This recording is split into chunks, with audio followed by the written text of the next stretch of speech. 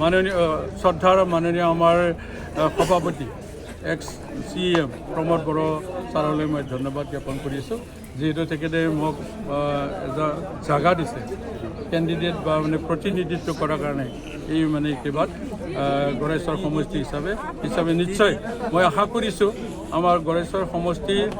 যিটো বিধানসভা সমষ্টিত পৰিষদত 3টা সমষ্টিত যিটো মানে ৰাইজৰ এটা যিটো আস্থা সহযোগ ইয়াৰ ক্ষেত্ৰত যথেষ্ট মই আশা ৰাখিছোঁ নিশ্চয় আমি 100% জয় হোৱাটো মই দেখা পাইছোঁ মই বৰ্তমান আলোচনা কৰি আছোঁ আজিৰ দিনটোৰ ভিতৰতে আশা কৰিছোঁ